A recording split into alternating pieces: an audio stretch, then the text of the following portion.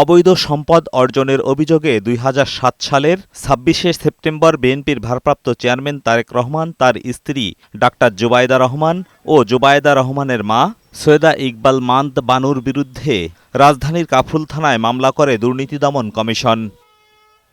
২০২৩ সালের ২ আগস্ট ওই মামলায় তারেক রহমানকে ৯ বছর এবং তার স্ত্রী জুবাইদা রহমানকে ৩ বছরের কারাদণ্ড দেয় ঢাকা মহানগর বিশেষ জজ আদালত। দীর্ঘ ১৭ বছর পর ৬ মে দেশে ফেরেন জুবাইদা রহমান। সাজা থেকে খালাস চেয়ে আপিল করলে ৫৮৭ দিনের বিলম্ব মার্জনা করে আপিল গ্রহণ করেন উচ্চ আদালত। ওই আপিল শুনানি শেষে বুধবার বিচারপতি মোহাম্মদ খসরুজ্জামানের একক হাইকোর্ট বেঞ্চ জুবাইদা রহমানকে খালাস প্রদান করেন।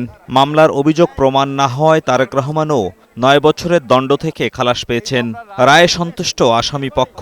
জুবাইদা রহমানের বিরুদ্ধে যেই দণ্ডাদেশ ছিল সেটা থেকে উনি নির্দোষ সাব্যস্তে খালাস হয়েছেন এবং আমাদের supreme court, Pakistan supreme court, Indian supreme কোর্টের বিভিন্ন জাজমেন্ট দিয়ে আমরা দেখিয়েছি যে যদি মামলা এজ এ হোল দেখা যায় যে কারো বিরুদ্ধে প্রমাণ হয় নাই, সেক্ষেত্রে যারা আপিল করতে পারেননি তাদেরকেও আপনারা এইটার বেনিফিট, এই একুইটারের বেনিফিট তাকেও আপনারা দিতে পারেন।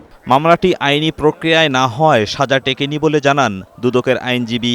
৮২ সালে তারেক রহমান বা তার ওয়াইফ দুজনেই আমার ধারণা যে স্কুল স্টুডেন্ট ছিল। তো সম্পদের মামলা স্কুল স্টুডেন্টদের বিরুদ্ধে এটা একটা গোড়ায় গলদ করে ফেলেছে। এর ব্যাখ্যা দেওয়া খুব কঠিন প্রসিকিউশনের পক্ষে। ২১শে আগস্ট গ্রেনেড হামলা মামলা, Zia orphanage trust, Zia charitable trust, অর্থ পাচার ও অবৈধ সম্পদ অর্জনের মামলায় অন্য আসামিদের আপিল মঞ্জুর হওয়া ও সাজা বাতিল করায় সবকটি মামলায় আইনি সুবিধা পেলেন বিএনপির শীর্ষ নেতা তারেক রহমান। এজাজুল হক মুকুল, বৈশাখী সংবাদ, ঢাকা।